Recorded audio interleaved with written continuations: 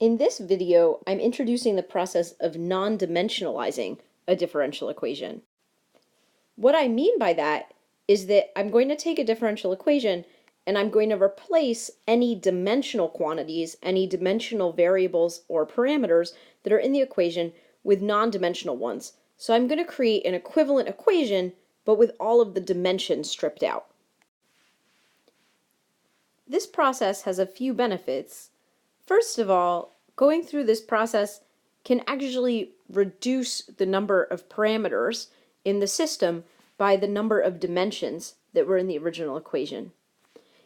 In addition, once we've gone through this process of non-dimensionalization, we'll actually be able to identify the relative size of different terms in the equation. So we'll be able to notice if some of the new non-dimensional parameters are really small and some of the terms might be small and something that we could neglect relative to other terms.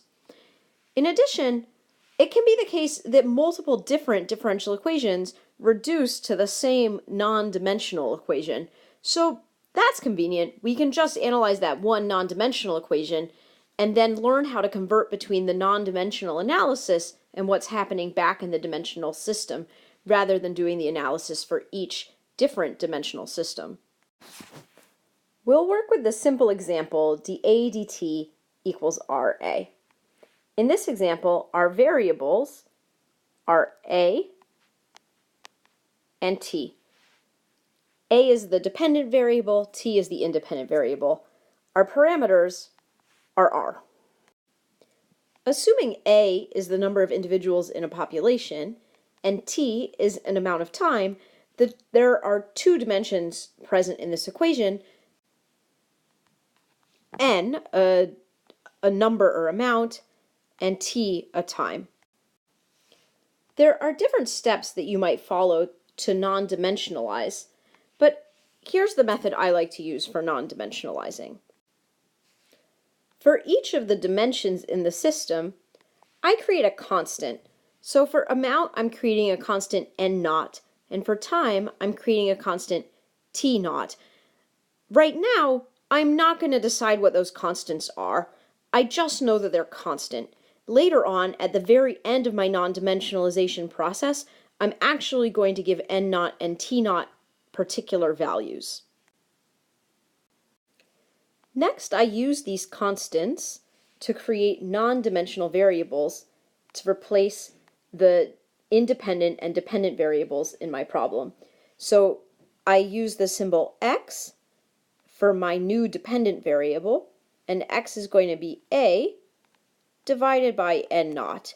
A and n naught have the same units, so x is dimensionless. My new dimensionless time variable is going to be tau, and it's going to be little t divided by capital T naught. Again, each of these have dimensions of time, so tau is going to be dimensionless. My next step in this process is to rearrange.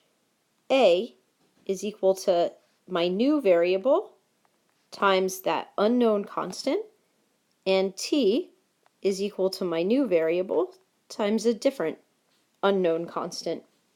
Once I've rearranged, I know what a is in terms of my non-dimensional variable and what t is in terms of my non-dimensional variable. I'm now ready to substitute back into my original equation. Substituting, I have d xn naught, d tau t naught is equal to r x n naught.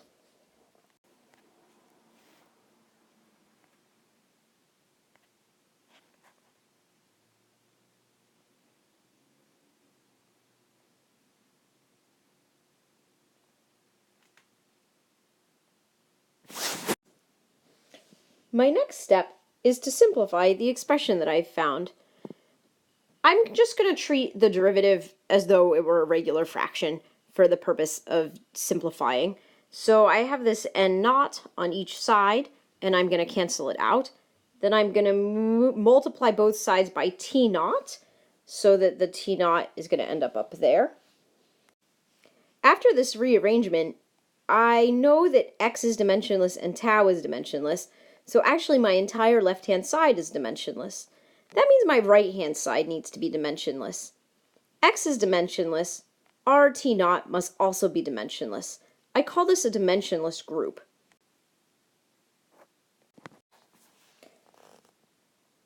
We want to ID these dimensionless groups.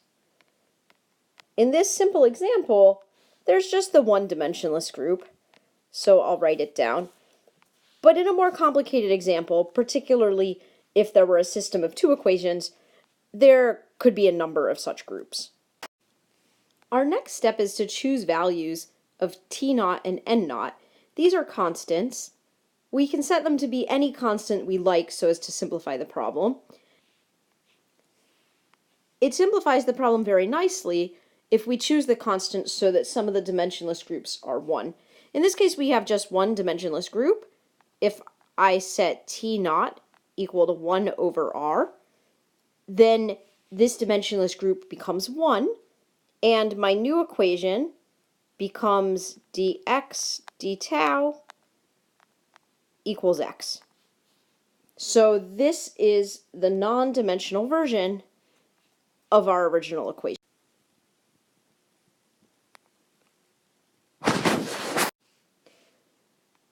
If we use the non-dimensional system to analyze the behavior of solutions, then let's say we find some solution curves. The solution curves are the same shape for both systems. The difference just actually comes down to axis labels. When tau would be equal to 1, we would use the axis label 1 over r for t. When x is equal to 1, we would use the axis label n naught for a. That's the only difference between solutions of the non-dimensional system and the dimensional system.